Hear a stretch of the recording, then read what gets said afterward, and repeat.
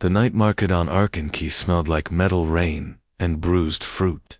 Neon signs buzzed like insects above crooked stalls, and every screen along the rusted walkway kept stuttering the same two faces. A human man with tired eyes, an alien woman with a hunter's poise. The caption under both was one hard word that cut through the noise like a blade. Traitor. Elias Ward stood in the shadow, between a scrap vendor and a noodle stand. The hood of his weather cloak pulled low. Steam rose from the pot and curled into his face, masking him in warm fog. He watched his own image on the flickering holla, watched the number under his name climb by another 1,000 credits, watched the dark footage loop of gangrene figures, a small village, a silent squad. That was the day he refused. His fingers tightened on the edge of the stall until the vendor cleared his throat and glanced at the signs that said no trouble. Elias let go and stepped back into the moving crowd. There had been medals waiting for him once, or so they promised. They had called it a simple operation. Secure the zone. Cleanse resistance. Pretend the children did not count. He saw the little hands clutching a blue cloth, the fear in old eyes, the way a woman stood in front of her family like a wall made of nothing but breath and courage. He had lowered his weapon. He had said no, and somewhere behind him, a recorder had kept all the sounds. Later, a commander said the word desertion like it tasted like rust. Later, the bounty boards lit up with his face. He kept walking until the market gave way to a dock where ships slept with their lights like slow heartbeats. A thin boy with silver ink on his cheek tried to sell him a forged permit. Elias bought it anyway, not because it would save him, but because the boy's voice shook. He understood shaking. He carried it like a second pulse under his skin.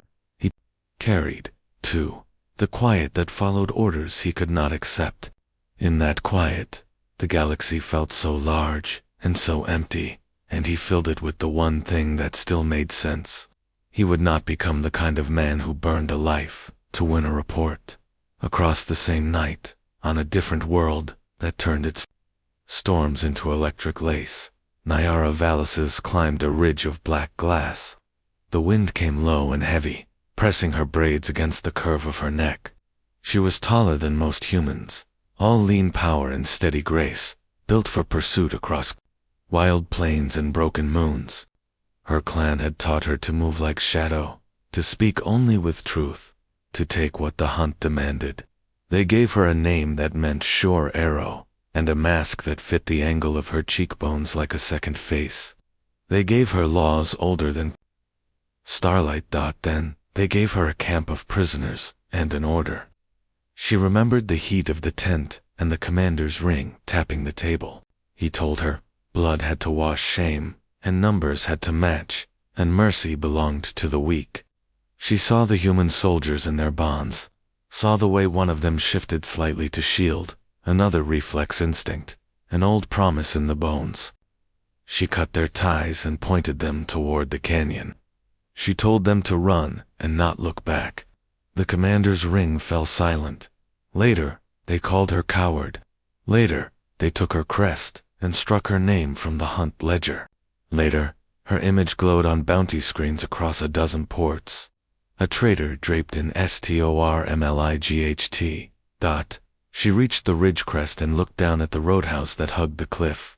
Its windows were slabs of yellow, warm against the cold. Inside, travelers played with luck, and music lifted in a tired way. Niara let herself stand in the wind a moment longer, letting the sting keep her awake. Exile had a taste. It was salt from sweat, iron from regret, and something bright she refused to name. She thought of the prisoners she spared. Did they make it through the canyon? Did they find a ship? Did one of them send a message to someone who waited? The old laws taught her to count kills. She had started to count something else, lives that continued after her choice. She went inside. The roadhouse smelled of oil, bread, and an old sweet drink that burned soft. Her entrance pulled a few eyes, because a huntress in exile still carried the weight of stories, and the curve of her shoulders said, "Do not test me, not tonight." She took a seat in a corner where the wall met the window, where she could see both door and bar, because habits do not die. They simply rest like tigers. She ordered that sweet drink and held the cup too long in her hands. On a screen above the bar, the same two faces rotated, the bounty number climbing like a slow storm. A human, a huntress. Traitors, their worlds did not touch yet, but something kept drawing the same lines around them. In the market's steam, in the roadhouse's yellow light. Each of them listened for footsteps that meant danger, and kept their breath measured, kept their movements careful, and kept a small, worn piece of softness hidden far inside.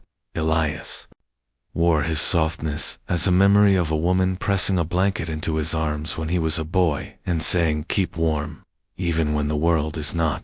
Niara wore hers as the fleeting echo of a laugh she once shared with her sister on a run through blue rain. Both had learned to live without that warmth.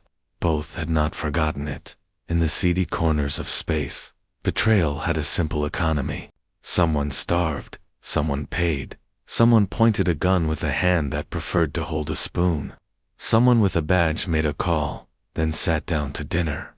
Someone with a suit adjusted a tie and called it security. The galaxy turned, and the screens kept flashing, and the stalls kept selling the parts of old machines no one remembered how to use. And every so often, a story would thread itself under the noise like a soft melody. People would say there are two out there who did not bend. Some would spit and say fools. Others would shrug and say it changes nothing. A few would lower their voices and say, "I hope they run far." Elias found a berth in a cargo hauler that left before dawn. He paid with the last clean credits he had, and a promise to lift heavy things with a bad shoulder and not ask questions. The captain was a woman with eyes like glass pebbles and a scar under her lip. She looked at him and looked at the posters on her console and looked back at him. She took the money, not because she believed him or because she did not, but because her ship needed fuel. When he settled in a narrow bunk that smelled like old dust and salt, he closed his eyes and saw blue cloth, small hands, and the word no standing in his mouth like a door he would not open. Niara left the roadhouse before the singer finished his third song. She walked the cliff path until it cut into the spine of the mountain, where old tunnels waited like open throats. The wind faded there. Her steps echoed. She took off her mask and held it in both hands, tracing the edges where the paint had chipped. This mask had seen her through rites and hunts and night runs when the stars felt close enough to touch. Now, it was a piece of past she could not wear without a blade of pain sliding under her ribs. She hung it on an iron nail hammered into the stone long ago and let it stay there, a small shrine to the person she had been. In other corners, men and women and beings with too many eyes leaned over screens and traced routes and said, "They are moving, they are alone, they are worth a fortune." The machine of pursuit woke in steel rooms and damp alleys. Messages crossed, weapons were checked, ships warmed, and the crowd on Arkansas shifted a little closer to the promise of trouble. Someone poured out the last of a bottle for luck. Someone whispered a prayer to the nameless God of those who try to do right and pay for it. Above all of it, the galaxy watched the same posters. They did not meet yet, the man and the huntress, but a path had begun to braid itself between them, thread by thread. The market steam would find the cliff wind. The blue cloth would find the old mask. The word traitor would tilt, just a little, like a sign in a storm that might fall and reveal another word behind it. Something like truth. Something like mercy. Something like courage shared. Elias turned on his side in the narrow bunk and listened to the hauler groan as it lifted. Niara set her back to the tunnel wall and listened to the mountain breathe. In that same breath, from different ends of a restless sky, both of them made a quiet promise not to the law, not to the clans, not to the flags they had left, but to themselves. They would keep a line through the chaos. They would not be the hand that burned. They would not be the step that crushed. They would keep moving until they found the place, where no ran out of fear and began to sound like love. The mining settlement on Talrose 9 was a graveyard.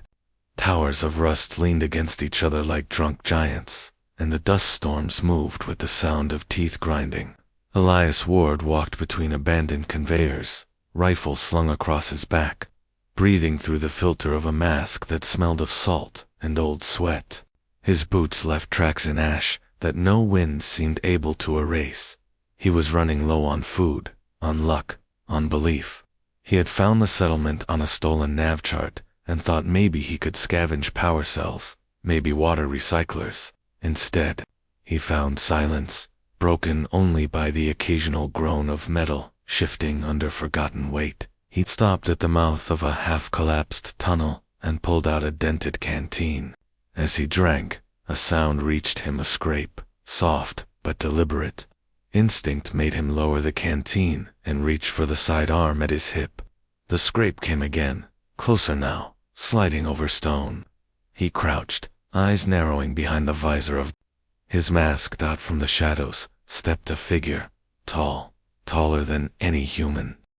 Broad shoulders wrapped in a cloak of storm hide, silver braids swinging against the curve of armor plates.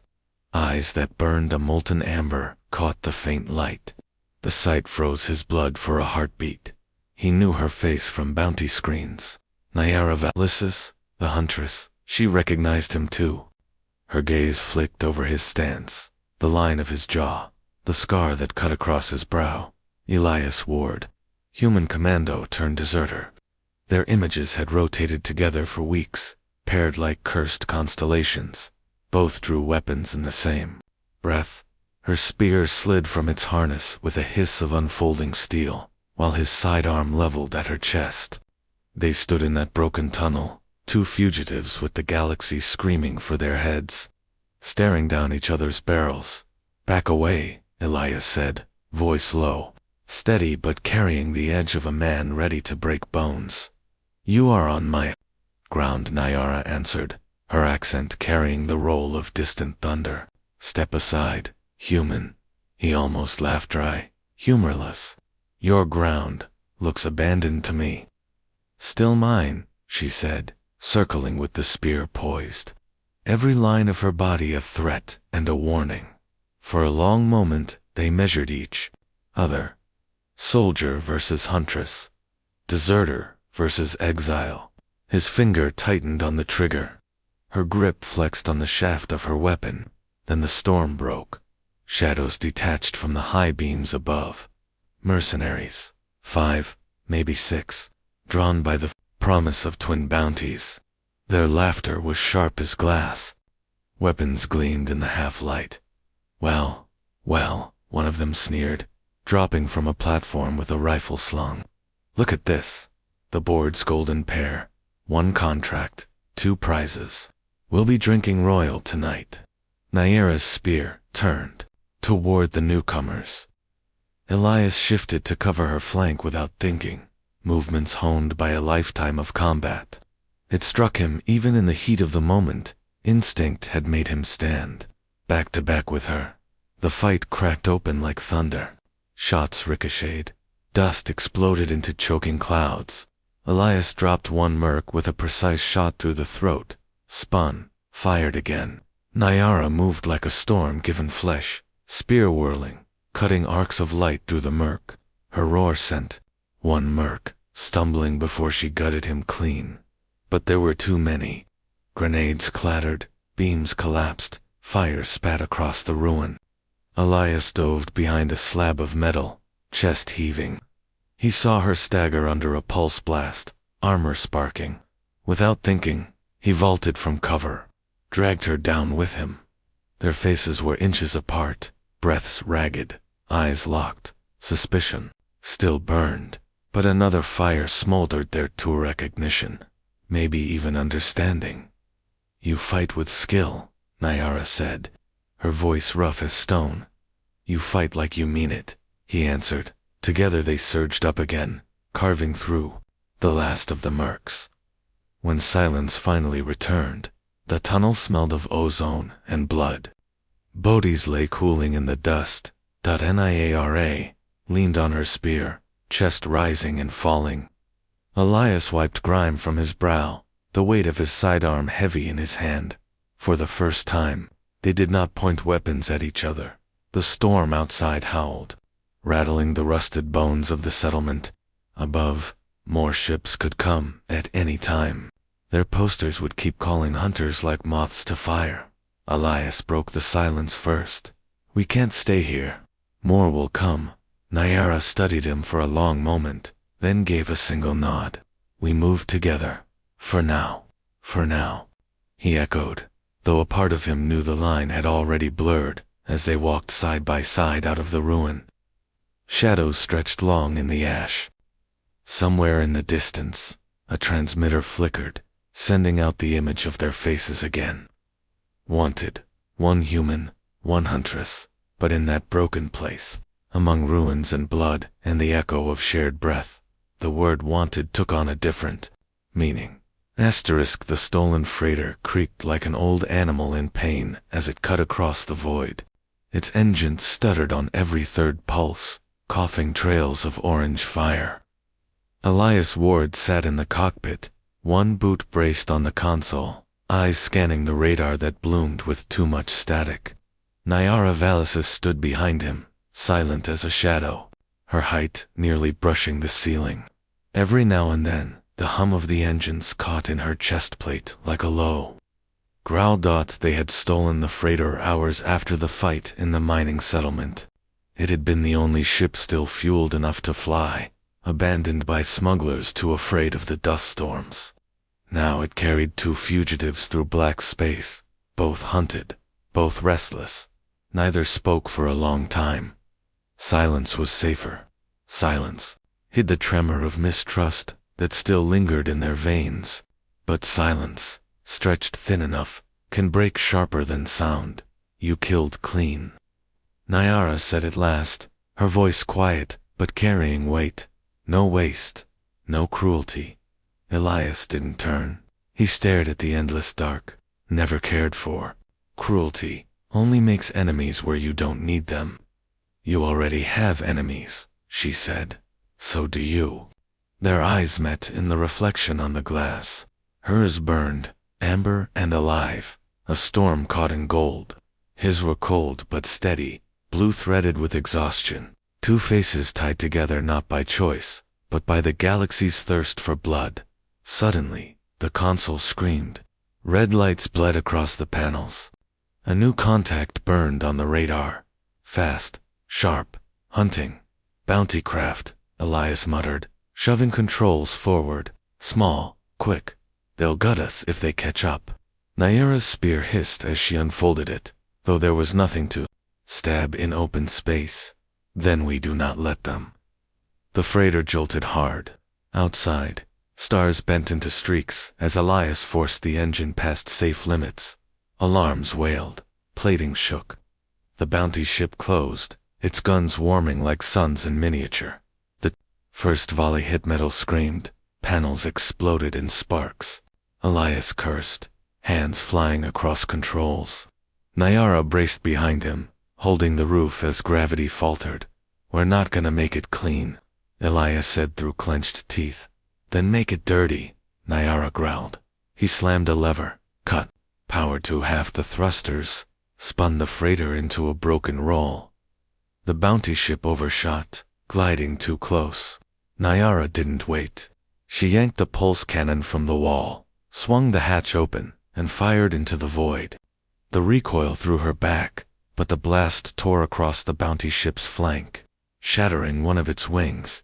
Flames bloomed against the stars. The ship spun away, crippled but not dead. Inside the freighter's systems failed, one by one. Lights flickered, then died. Gravity cut out, and both fugitives floated in the dark. The only sound their own ragged breathing. Elias caught a handhold, pulling himself toward the emergency panel. "We're losing life support." Niara's silhouette drifted toward him, her braids floating like threads of shadow. For a moment, in the dim red glow of failing systems, she looked like something out of myth, a warrior, carved from stormlight, How long? She asked. Double quotes hours, maybe less. Silence again, but different now. Heavier, they moved together, patching what they could, fighting a machine that didn't want to live. Elias's hands were steady, but inside his chest ached with each failing. Beep! Niara worked beside him, strength and precision, but her breath carried something softer, something like fear. At one point, as he struggled to reroute a power line, his glove slipped and fire tore across his arm. He bit down on the pain, but Niara caught his wrist, pulled him close. Her other hand pressed a cold salve across the burn.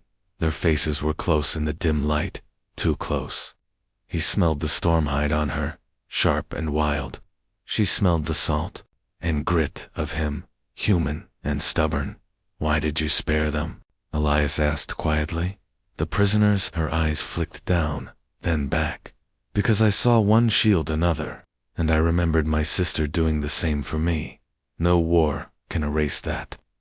He swallowed. That's why we're both here. Because we couldn't look away. Her hand lingered a moment longer on his skin than it needed to. Then she let go, the moment falling away like ash in silence. Hours later, they found a station half derelict, orbiting a gas giant, its lights weak, but still alive. They guided the freighter in, landing rough but safe.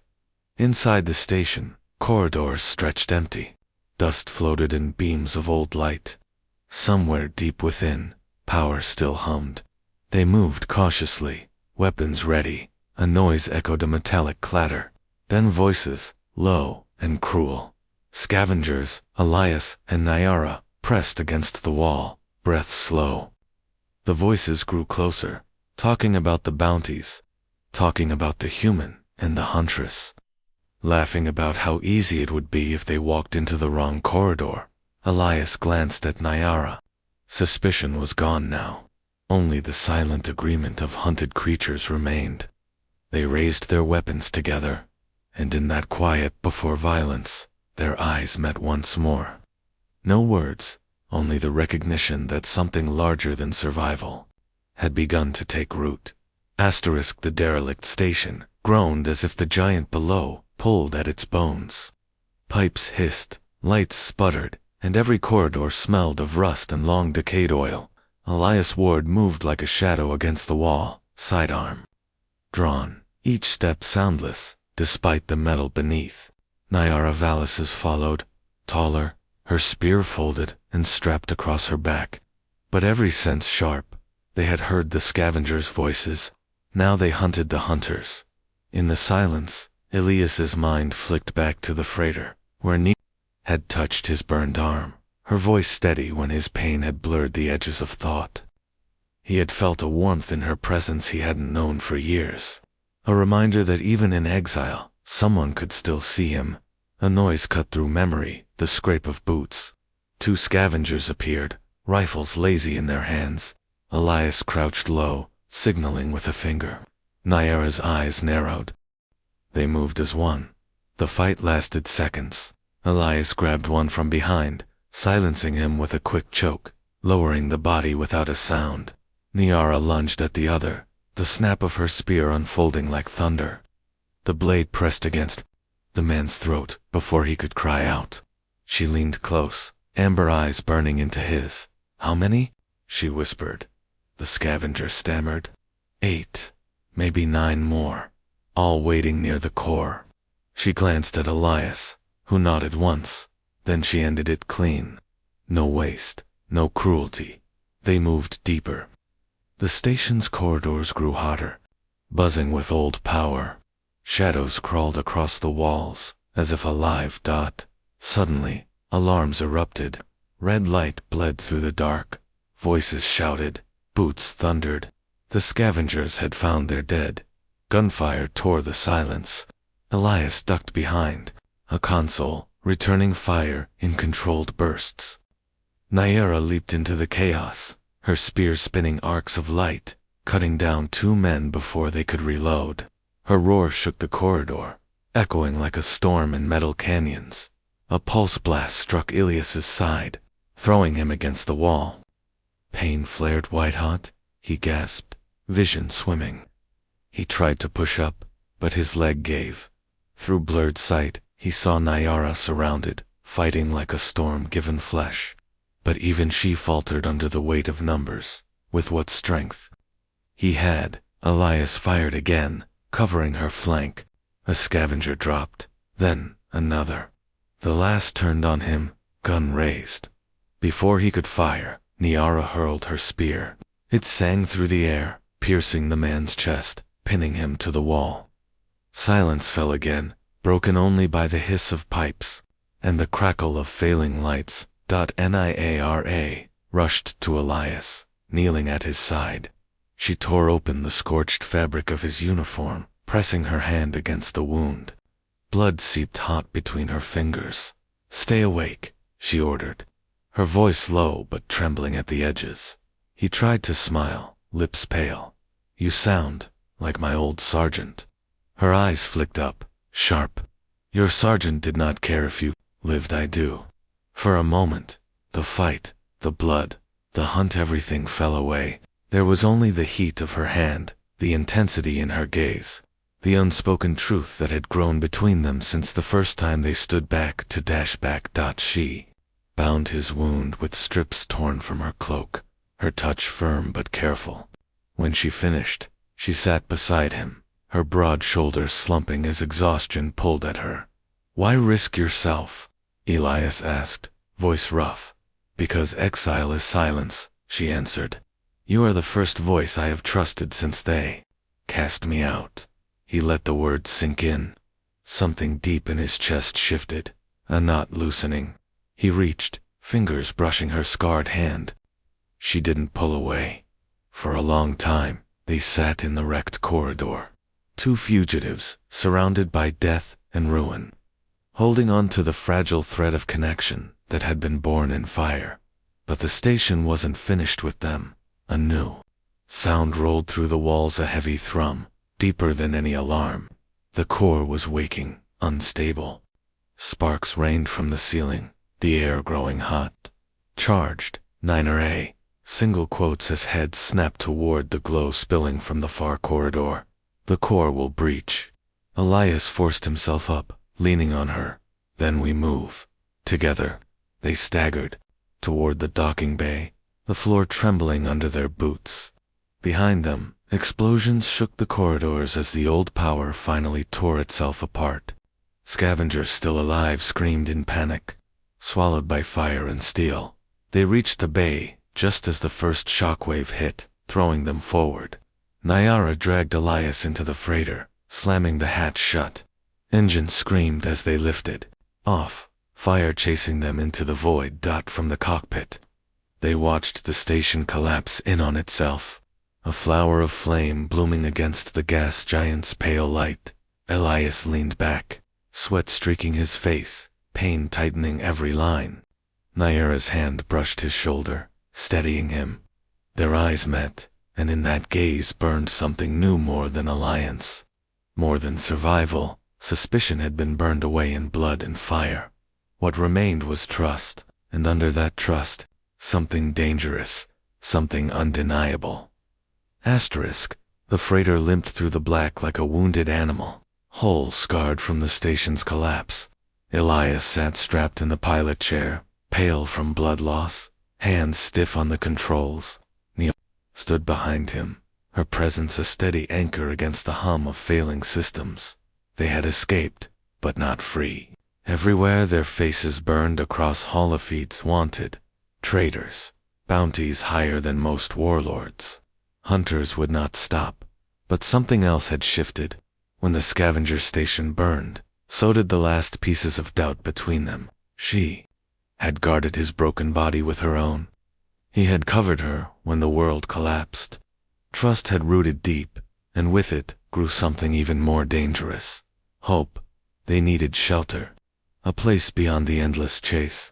Niara guided him to a moon she remembered from old maps, a forgotten refueling post carved into cliffs, abandoned when trade routes changed. Inside the cave-like hangar, shadows moved like old ghosts. Dust-coated consoles, webs hung from pipes, but power hummed low. They sat down, the freighter groaning one last sigh before silence claimed it. Niara helped Elias down the ramp, her arms steady against his weakened body. When he stumbled, she caught him. Her strength felt like stone, yet her hand lingered at his back, softer than he expected. They found an old control room. Flickering screens still held scraps of data. Niara began to sift through them, while Elias lay against the wall, breathing hard. Suddenly, her voice cut through the silence, sharper than any blade. "Look at this." He forced himself up, joining her. On the cracked screen rolled encrypted transmissions, dates, signatures, corporations with names both of them knew, generals, admirals, all tied together. And then the words that froze Elias: planned conflict zones, staged insurgencies, civilian cleansing for resource acquisition. His stomach churned. It wasn't just corrupt orders. The war itself had been engineered. Entire battles, millions dead, all arranged like pieces on a board. Niara. Single quotes S claws dug into the console. They fed both sides with lies. They profited while we bled. Elias's jaw tightened. And they called us traitors for refusing to play along. For a long time, neither spoke. The glow of the screen lit their faces, shadows cutting deep across their eyes. Finally, Niara looked at him, voice low but burning. "We could hide, keep running, or..." She touched the console, the files glowing like embers. "We could show them this." Elias let the idea sit heavy in his chest. He thought of the civilians he spared, of the faces that haunted his nights. He thought of the prisoners she freed, the clan that called her coward. He thought of the children who would keep dying if the war machine kept turning. And he thought of her, standing before him, exile and fury and something that felt like salvation. He stepped closer, close enough to see the flicker of light in her amber eyes. "If we do this, there's no going back." "There never was," she whispered. Silence pressed around them, thick with the weight of choice. But under that silence pulsed something more personal. He reached, hesitated, then let his hand rest against hers on the console. Her skin was scarred, rough, yet warm. She did not move away. Their fingers laced, slowly, deliberately, as if both had been waiting for this moment in every heartbeat since the mining settlement. She leaned closer, her breath brushing his cheek. "Traitors become ghosts. But if we show the truth, traitors become legends." The words struck him deeper than any wound. Their lips met hesitant at first, then fierce, as if the universe had been holding them apart too long. And that kiss burned all the nights of exile, all the blood they could not wash away, all the need for something more than survival. When they pulled apart, the decision was sealed. "We take it to the stars," Elias said, voice steady now, eyes blazing. "And let the galaxy decide who the traitors are." Niara finished. Outside, storms rumbled across the moon, lightning splitting the dark. In the cave's shadowed hangar, the fugitives began their work, hands steady on stolen truth. But as they loaded the data into their battered ship, a sensor flared red. Movement. A squad of bounty craft circling the cliffs. The hunters had found them. Elias and Niara exchanged one look, fearless, defiant, bound by something greater than survival. And with that look, they knew the path to legend had already begun. The orbital fortress of Huntress hung above a red-brown planet like a knife, pressed against flesh. Towers of steel bristled with cannons. Rings of defense craft spun around it, and its central core pulsed with the glow of 1,000,000 stolen lives. Every transmission in this sector passed through its relay towers. It was here the corporations hid their deepest vaults of data. And it was here Elias and Niara came to bleed the truth into the galaxy. Their freighter had no business near a place like this. Panels shook, engines coughed, systems screamed under the strain of cloaking drives, bought off black markets. But the fugitives pressed on. Inside the cockpit, Elias's hands gripped the controls with soldier's precision, while Niara stood behind him, spear strapped to her back, pulse steady, eyes burning with the fire of a vow too old to break. Once we breach, there's no turning back, he said, voice low, as if speaking too loudly would break their courage. I do not turn, she answered simply. Their faces met for a heartbeat, and in that silence, they found the strength to face a fortress meant to crush entire fleets. They slipped into the shadow of a cargo convoy, engines muted to a whisper. The freighter groaned as docking clamps seized it. Alarms flared briefly, then died. Their forged codes had worked. For now, inside the fortress, the air was sharp with disinfectant and oil. Corridors gleamed white and endless. Cameras blinked. Soldiers marched in clean rows, eyes dead, movements mechanical. Elias and Niara moved like ghosts, weapons ready, hearts pounding in rhythm. Every door they forced, every camera they blinded, brought them deeper into the beast's throat. But the fortress was not silent. Voices echoed through vents. Propaganda speeches spilled from holoscreens, praising the corporations for their sacrifices and condemning deserters as vermin. On more than one wall, their faces stared back at them, wanted posters glowing in cold light. Elias looked at his own face, jaw tight. Niara reached out, crushed the screen with one hand, until sparks fell. At last, they reached the data core. A cathedral of glass and wires, columns humming with stolen secrets. Rivers of light flowed through cables, humming like a heartbeat. This is it, Elias whispered. Niara set the data drive into the main console. Files poured like fire across screens. Records of massacres ordered for profit, civilians displaced to mine richer veins, children sold into labor by men in polished uniforms. All of it undeniable. The upload began. Green lines raced across the console, a countdown to revelation. Then the alarms screamed, doors slammed open, soldiers poured in, rifles raised. Elias fired first, dropping two before the rest spread out. Niara leaped into the fray, her spear a storm of steel and light, spinning arcs that cut through armor like paper. Sparks rained, blood followed, but for every soldier they cut down, two more arrived. The air thickened with smoke and screams. A blast threw Elias across the chamber, pain tearing through his chest. His rifles skittered away. Soldiers advanced, guns leveled. Niara roared, cutting them down. But she couldn't reach him in time. He forced himself up, blood burning in his throat. His hand fell on the control lever beside him. A single move could overload the data stream, ensuring the truth escaped even if it cost them the core and their lives. He reached. No. Niara's voice cracked across the chamber.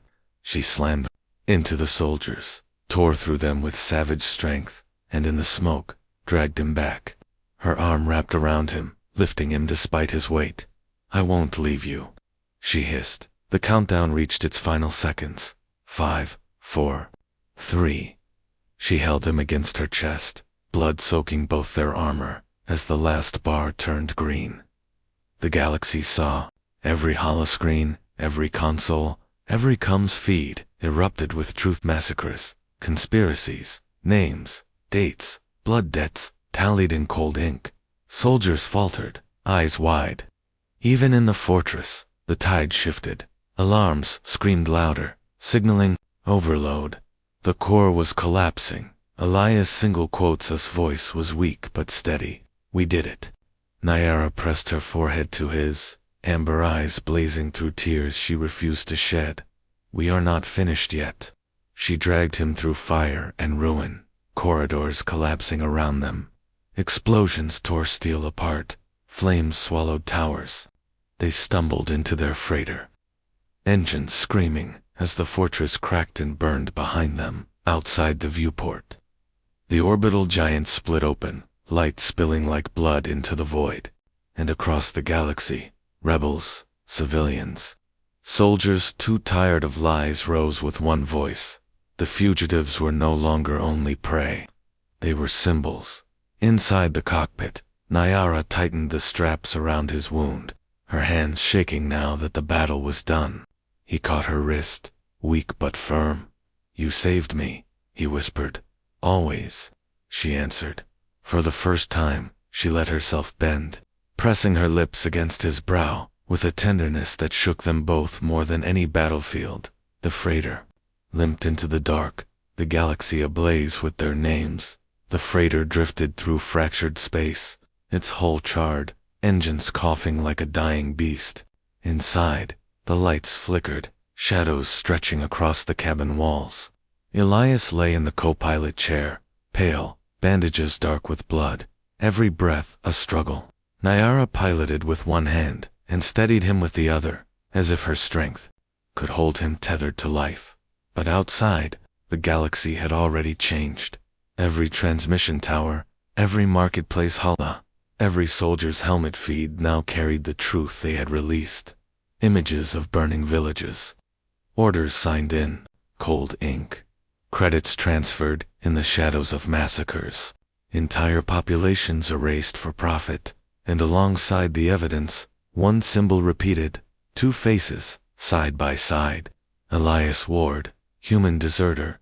Niara, Valiss's exiled huntress. Their images glowed on walls, ships, and streets.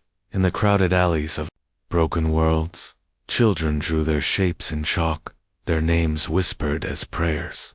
In barracks, soldiers tore badges from their uniforms, muttering they were right to refuse. In the high towers of power, men in suits drank quietly, staring at screens they could no longer control. The galaxy had found its legends. Inside the freighter, silence pressed close, broken only by the faint rattle of machinery. Elias stirred, eyes fluttering open. He turned his head slowly toward Niara. "We did it," he whispered, voice ragged but certain. She looked at him, her face fierce and fragile all at once. "You bleed too much for words," she said, but her tone softened. "Rest. Let me carry us a little further." His lips curved faintly. "You've been carrying me since the tunnels." Their eyes met, and something unspoken burned there deeper than trust, stronger than survival. For a moment, the war and the hunt and the fire all fell away. There was only the warmth between them, carved in silence, sealed by the promise of two lives bound by defiance. They found refuge on a drifting colony ship whose people had seen the truth. The fugitives were hidden, tended, healed in secret. Elias's wounds closed, slow but sure. Niara kept watch at his side, refusing to let him fade. When he finally rose again, thin but standing, the colony gathered. Men, women, and children filled the cargo bay, their eyes alive with something the galaxy had long forgotten. Hope and Elder stepped forward, holding up a cracked holopad. On it, the newest bounty, notice glowed. But the numbers were gone. Instead, one sentence burned across the screen. Wanted. One human, one huntress. Status. Legends of the free. The crowd erupted in cheers, fists raised, voices breaking the silence. Of exile. Elias looked at Niara, his chest tight, his throat raw. "They've turned us into something bigger than us." Niara reached, her hand closing around his, firm and sure. "We are not only fugitives now, we are the fire that will not die." He drew her close, and under the roar of voices, their foreheads touched. His breath mingled with hers, the space between them filled with everything they had carried: fear, pain, defiance, and at last, love. Her lips brushed his, a kiss not of desperation, but of promise. When they parted, she whispered, "Legends still bleed, but they also endure." He smiled, weary and alive. "Then we endure, together." Outside, the stars stretched infinite, carrying their names in whispers across systems and suns. Wherever the hunted gathered, wherever the oppressed dreamed, they spoke of the deserter who refused to burn children, and the huntress who spared prisoners. Two who defied the machine. Two who chose mercy over orders. Two who became more than prey. In the end, they vanished again into the dark, not as fugitives, not as outlaws, but as something greater. To empires, they remained traitors. To the people, they were the proof that defiance could spark revolutions, and to each other, they were home.